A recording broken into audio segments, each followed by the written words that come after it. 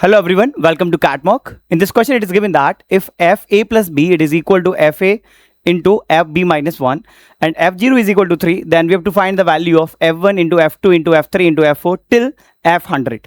So here f0 is given, that's why यहाँ पे अगर हमने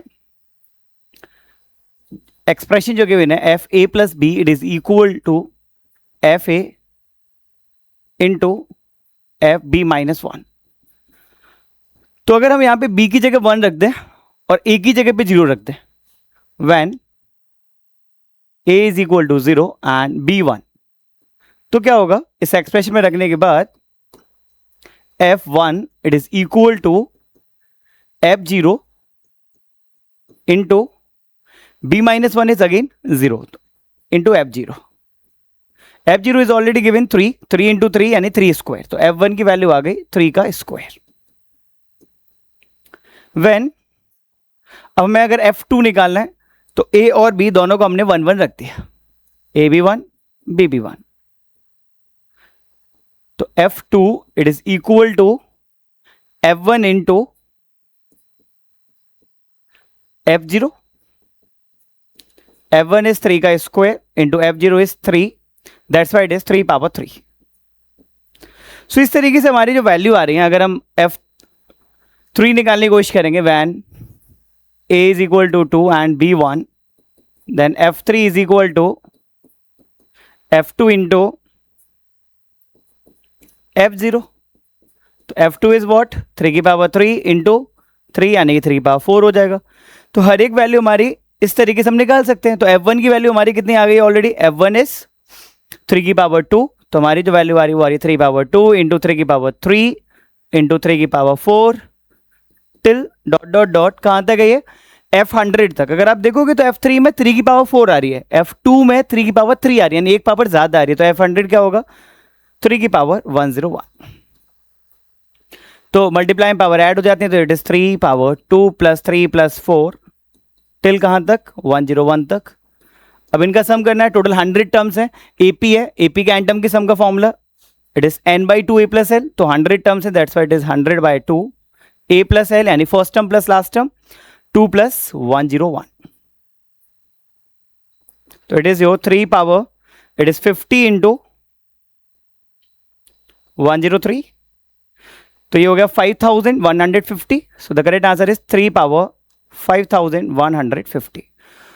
option D is the correct answer. Clear? Next question is, if alpha beta where alpha is less than beta are the roots of the equation kx square minus k plus 3x plus 3 is equal to 0 such that 1 upon alpha minus 1 upon beta is given, then we have to find the sum of all possible value of k. So here kx square minus k plus 3x plus 3 is equal to 0. इसके roots है हमारे alpha और beta, तो alpha और beta अगर इसके roots हैं तो सम ऑफ रूट्स क्या होता है हमारा alpha plus beta it is equal to minus B upon A, यानी के प्लस 3 अपॉन के, जबकि प्रोडक्ट ऑफ रूट होता है हमारा alpha beta it is equal to 3 by K. हमें एक रिलेशन और गिवन है 1 upon alpha minus 1 upon beta it is equal to 1 by 3, तो 1 upon alpha minus 1 upon beta it is equal to 1 by 3. On squaring both side ये directly हमारा हो जाएगा, पहले तो हम इसको लिख दिया beta minus alpha upon alpha beta का whole square it is equal to 1 by 3 का स्क्वायर यानी 1 बाय 9. ठीक है, तो यहां से ये टर्म जो हो जाएगा वो कितना हो जाएगा हमारा, टर्म जो आ गया जब आप स्क्वायर करेंगे तो ये क्या हो जाएगा बीटा माइनस अल्फा का whole square it is alpha square plus beta square minus 2 alpha beta upon में आएगा अल्फा स्क्वायर बीटा स्क्वायर, वो उधर भेज देंगे तो ये हो गया alpha square beta square upon 9. Alpha square plus beta square it is already alpha plus beta का whole square minus 2 alpha beta. ठीक है, तो ये माइनस का 2 अल्फा बीटा आएगा क्योंकि alpha square plus beta square plus 2 alpha beta है, तो बैलेंस करने के लिए माइनस करना पड़ेगा, और माइनस 2 अल्फा बीटा पहले से, तो कितना हो जाएगा माइनस का 4 अल्फा बीटा.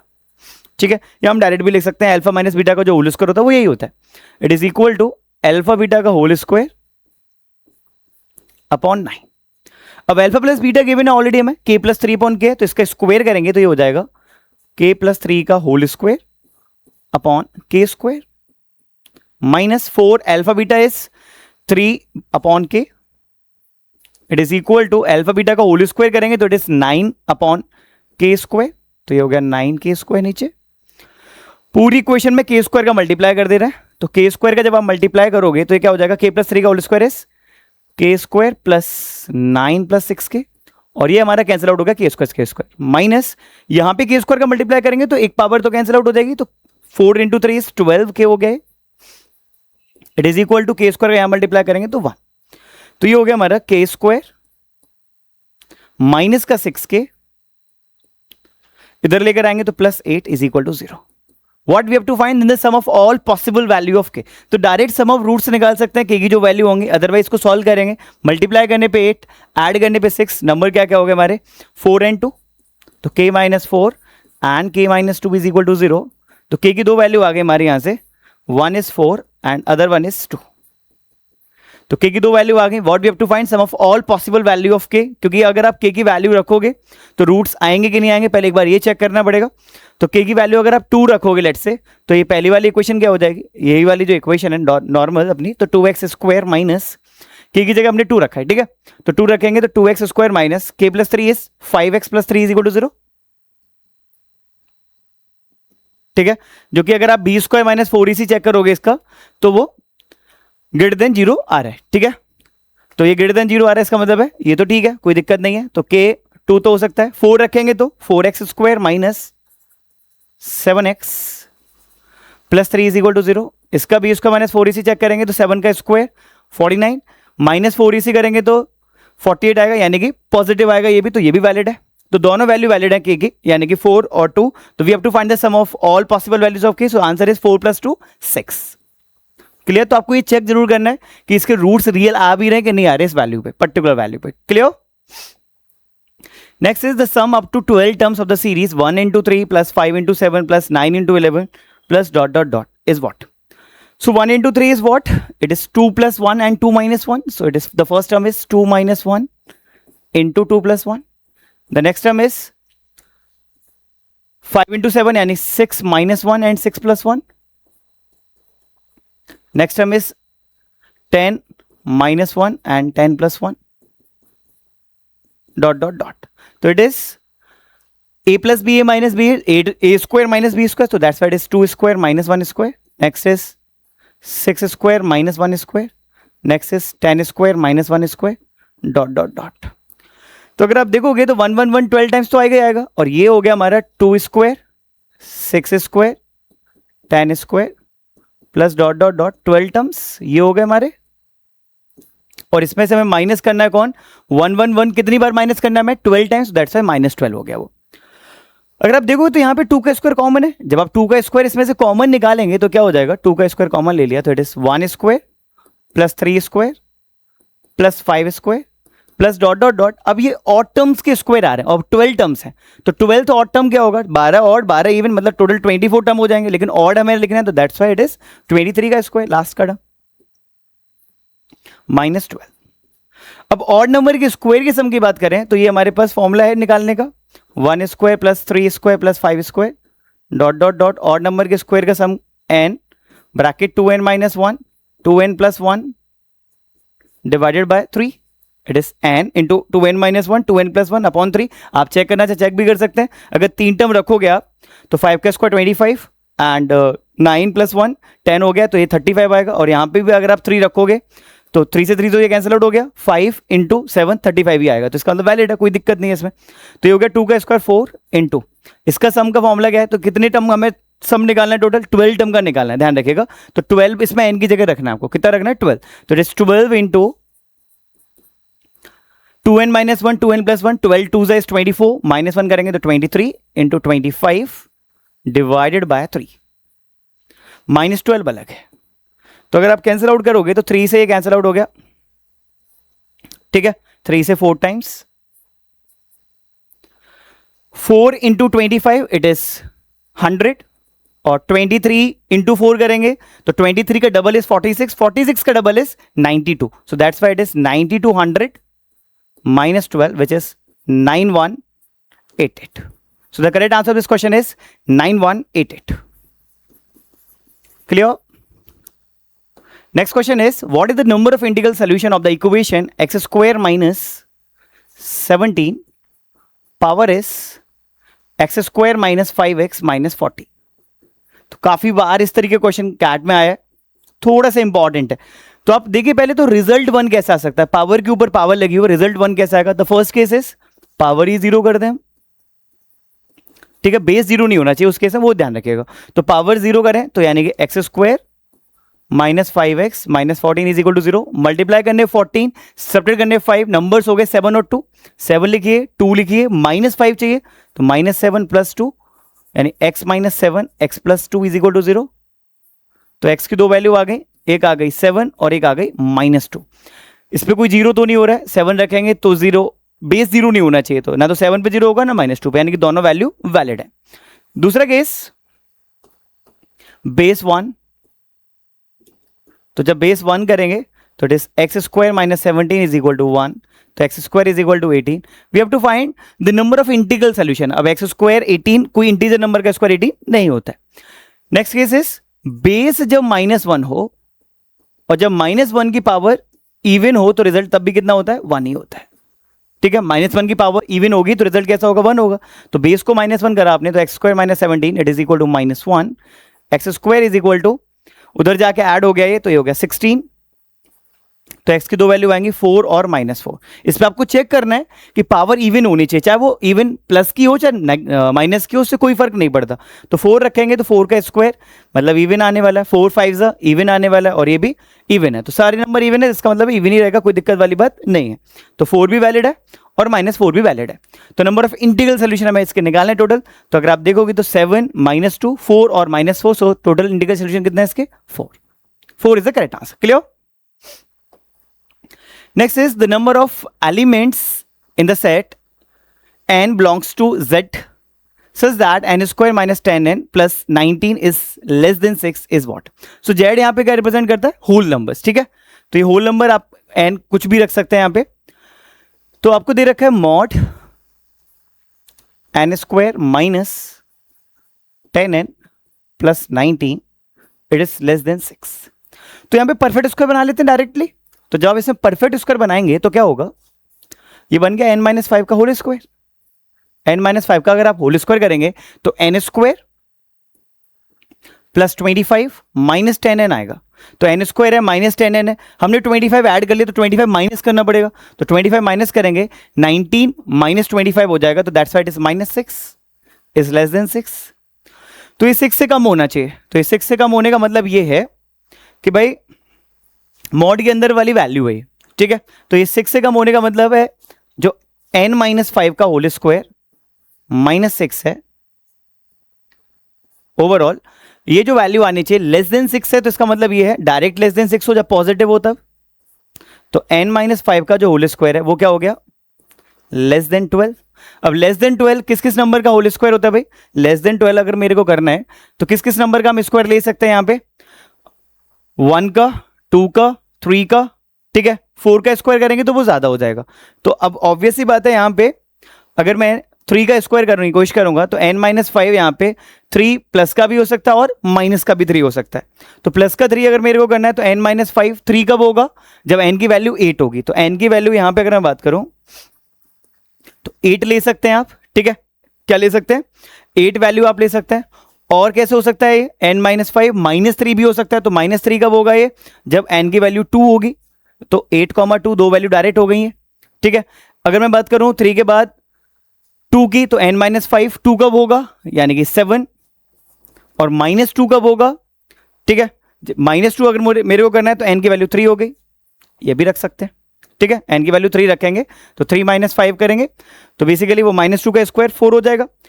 अगर मेरे को इसको देखो 3 कर लिया, 2 कर लिया, अब 1 करना है तो 1 कर रहे हैं, n-5 इज इक्वल टू 1 यानी n की वैल्यू हो गई 6 और 4 भी हो सकते हैं क्योंकि -1 का स्क्वायर है. तो n की वैल्यू कितनी होगी टोटल, 6 वैल्यूज तो ये हो गई जिसको सेटिस्फाई कर रही हैं. एक तरीका तो ये हो सकता है. दूसरा जो n-5 का होल स्क्वायर है -6, it should be greater than -6. ठीक है, अगर मैं पॉजिटिव में बात नेगेटिव में बात करूं तो ये -6 से क्या होना चाहिए, ज्यादा होना चाहिए। अब ये -6 से ज्यादा होना चाहिए, इसका मतलब ये है n-5 का जो होल स्क्वायर है वो ग्रेटर देन 0 होना चाहिए। n-5 का जो होल स्क्वायर है वो क्या होना चाहिए, ग्रेटर देन 0 होना चाहिए यहाँ पे। ठीक है, अगर ये -6 से ज्यादा होगा तो ऑब्वियस सी बात है -5, आप कुछ भी लीजिए इसको, अगर आप -5 ये होगा लेट्स से, तो -5 का मॉड करेंगे तो +5 आएगा जो कि लेस देन 6 है, कोई दिक्कत वाली बात नहीं है यहाँ पे भी। तो n-5 का होल स्क्वायर 0 से बड़ा होना चाहिए।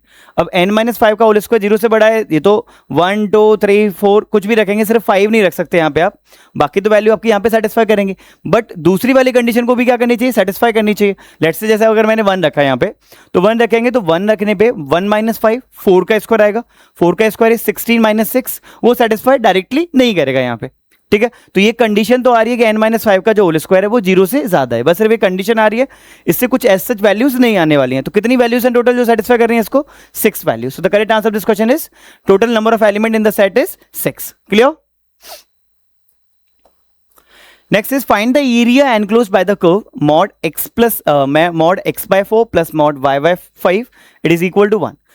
सो ये अगर आप 20 से मल्टीप्लाई करोगे पूरी इक्वेशन में तो ये क्या हो जाएगा, 20 का मल्टीप्लाई कर दिया हमने डायरेक्टली, तो ये हो गया 5 mod x plus 4 mod y it is equal to 20। तो when x is equal to 0, अगर हम इसका ग्राफ प्लॉट करने की कोशिश करें तो जब x 0 है तो 4 mod y is equal to 20, यानी कि mod y is equal to 5, तो y की वैल्यू 5 प्लस का भी हो सकती है और माइनस का भी हो सकती है। तो x 0 पे y 5 भी आ रहा है और -5 भी आ रहा है, तो x 0 y 5 यानी कि 0,5 हो गया पहला।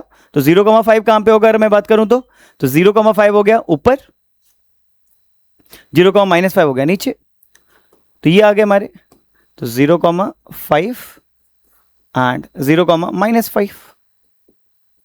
अगर हमने y को 0 करने की कोशिश करी तो y 0 होगा, तब x की वैल्यू क्या होगी, तो y 0 कर रहा हमने तो 5 mod x is equal to 20, यानी कि x की वैल्यू 4 या -4 कुछ भी हो सकते हैं क्योंकि mod x 4 है। तो इसका मतलब हो गया 4,0 एंड -4,0। तो जब आप इनको मिलाएंगे तो इस तरीके से मिल जाएंगे। तो ये कौन सी शेप आ रही है वो समझने की कोशिश करते हैं। तो बेसिकली इसमें 4 आइडेंटिकल ट्राइंगल्स हैं, आपको शेप की भी कोई जरूरत नहीं है कि क्या बन रही है इसमें। ये कितना है 4 बेस, जबकि हाइट कितनी है इसकी 5, तो एक ट्राइंगल का एरिया कितना है, area of one triangle is, area of triangle अगर मैं बात करूं सिर्फ एक की तो कितना है, it is equal to half base into height. Base कितना है इसका 4, हाइट कितनी है 5, तो इट इज 10। तो एक ट्राइंगल का एरिया 10 है और ऐसे कितने ट्राइंगल हैं 1 2 3 4। So the correct answer of this question is area includes कितना हो जाएगा 10 into 4 which is 40। 40 is the correct answer. Clear?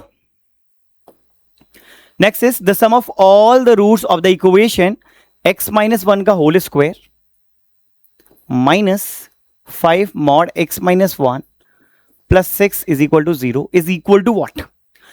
तो x - 1 का होल स्क्वायर ये तो पॉजिटिव डायरेक्ट है। अब यहां पे mod x - 1 दे रखा है, तो mod x - 1 दे रखा है, तो एक बार हम x - 1 को 0 से ज्यादा लेंगे, यानी एक बार x को 1 या 1 से ज्यादा लेंगे और एक बार x को x - 1 को लेस देन 0 लेंगे जब नेगेटिव, यानी कि x is less than equal to 1 लेंगे।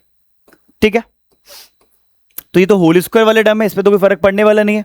तो x - 1 का होल स्क्वायर, तो एक बार इसको हमने पॉजिटिव ले लिया तो -5 जैसा है साइन वैसा ही रहेगा, प्लस 6 इज इक्वल टू 0, और एक बार इक्वेशन बन जाएगी x - 1 का होल स्क्वायर, एक बार इसको नेगेटिव लिया तो पॉजिटिव हो जाएगा आगे वाला sign, it is equal to 0।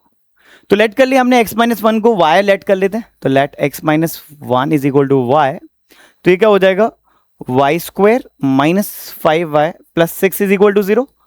Multiply करने पे 6, ऐड करने पे 5, नंबर साथ 3 एंड 2, तो y की दो वैल्यू आएंगी, एक आएगी 3 और एक वैल्यू आएगी y की 2। और y 3 और 2 आ गए, लेकिन y हमने किसको माना था x - 1 को, तो x - 1 3 हो सकता है और x - 1 2 भी हो सकता है। तो x की वैल्यू क्या क्या हो जाएंगी, जब x - 1 3 होगा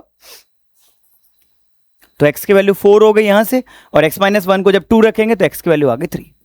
हमारा अजम्पशन जो था वो था x is greater than equal to 1 और x की दोनों वैल्यू जो आ रही है 4 और 3 वो ग्रेटर देन इक्वल टू 1 है, तो इसका मतलब कोई दिक्कत वाली बात नहीं है, दोनों वैल्यू इसको सेटिस्फाई करेंगे। आप चाहें तो चेक भी कर सकते हैं, जब आप 4 रखेंगे 4 माइनस 1 इज 3, 3 का square is 9, 4 minus 1 is 3, 3 5 is 15, तो 9 माइनस 15 प्लस 6 करेंगे तो ये 0 ही आएगा, कोई दिक्कत वाली बात नहीं है। ऐसे अगर आप 3 रखेंगे 3 माइनस 1 इज 2, 2 का square is 4, minus 5 into 2 it is 10, तो 4 माइनस 10 प्लस 6 करेंगे तो अगेन ये भी कितना आने वाला है, 0 ही आने वाला है, तो कोई दिक्कत वाली बात नहीं है। बट आपको रखने की जरूरत नहीं पड़ती क्योंकि यहाँ पे पहले से ही आप x greater than equal to 1 है और दोनों वैल्यू ग्रेटर देन 1 है, तो दैट्स वाई सेटिस्फाई करेंगे ही करेंगे, आपको चेक करने की जरूरत नहीं है। अब यहां पर भी हमने इसको t मान लिया, तो x माइनस 1 को t माना, y मान सकते हैं जैसे आपको लगे, तो T square plus 5t plus 6 is equal to 0, तो यहां से t की दो वैल्यू आ गई हमारे पास, ठीक है, t प्लस 2 t प्लस 3, यानी कि t की वैल्यू -3 आएगी और -2 आएगी। तो x माइनस 1 आपका t है, तो x माइनस 1 -3 रखेंगे तो प्लस 1 हो जाएगा उधर जाके, तो x की वैल्यू कितनी हो जाएगी, -2, और यहां पे प्लस 1 होगा उधर जाके, तो x की वैल्यू हो गई -1। और हमारा जो केस है वो हम जो ले रहे हैं वो x की वैल्यू 1 से कम ले रहे हैं और दोनों वैल्यू हमारी नेगेटिव आ रही है। अगर आप चेक करने की कोशिश करोगे दोनों वैल्यू तो कम है इससे, और -2 अगर आप रखने की कोशिश करोगे इसमें, तो -2 रखेंगे तो -2 माइनस 1 इज 3 का स्क्वायर 9 हो गया, ये -2 माइनस 1 ये आपका 3 हो गया, मॉड है तो प्लस हो जाएगा, तो 3 5 से 15 रहने वाला है, तो यानी कि सेटिस्फाई करने वाला है, तो ये -2 भी सेटिस्फाई करेगा, -1 भी सेटिस्फाई करेगा। The sum of all roots of the equation is equal to what, तो सम करना है हमें सारे रूट्स का, तो इनको ऐड करेंगे जब आप, तो 4 और 3 7, और ये हो गया ऐड करके -3, तो 3 से 3 डायरेक्ट कैंसिल आउट कर दो, 4 is the correct answer. So the next question is, if 7x plus 11y is equal to p has exactly 3 solution in which both x and y are positive integer, then we have to find the minimum value of p.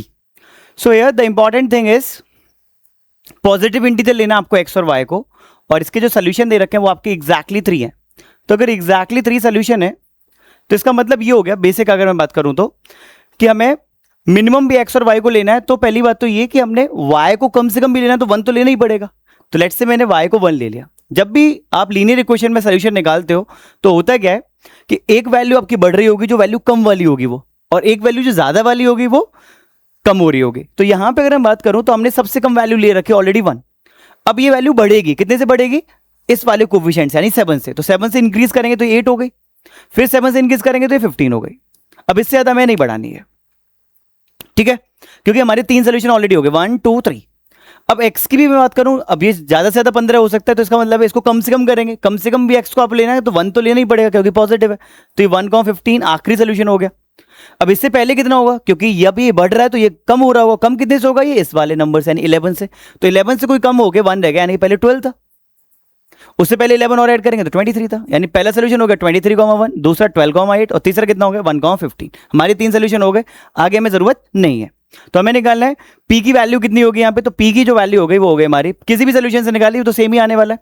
तो अगर मैंने let's say इससे ले लिया 23 into 7 कर लो, तो 23 into 7 plus 11 into 1, तो ये हो गया हमारा 7 into 20 is 140 plus 21 it is 161 plus 11 which is 172। So the correct answer of this question is 172। वो आप किसी से भी निकाल लेंगे, सोल्यूशन जो आएंगे वो सेम ही आएंगे। Clear. Next question is, if 10 power log 2 minus x it is equal to log base 5 10 minus 5 power x, then we have to find the value of x. So here 10 power log 2 minus x it is equal to log base 5 10 minus 5 power x, and we have to find the value of x here. तो अगर आप देखोगे तो यहां पे जब कुछ भी ना हो तो बेस 10 तो होता ही होता है,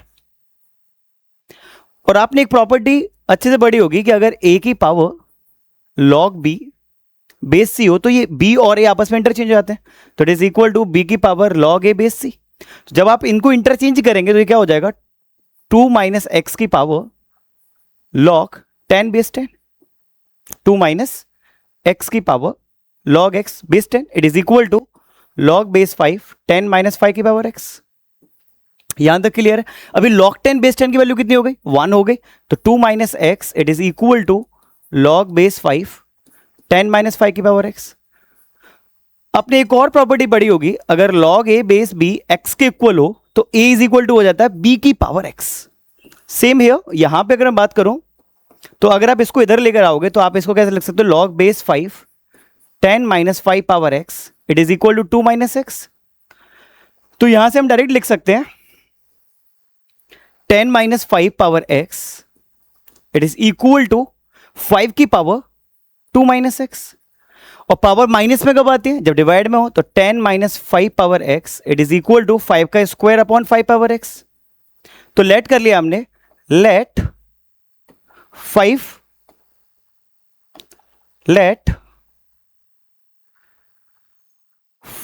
power X it is equal to Y. तो y लेट कर लेंगे तो 10 minus Y it is equal to 25 upon Y. Cross multiply में भेज देंगे तो it is 10y minus Y square it is equal to 25। तो y स्क्वायर उधर ले गए minus 10y plus 25 is equal to 0।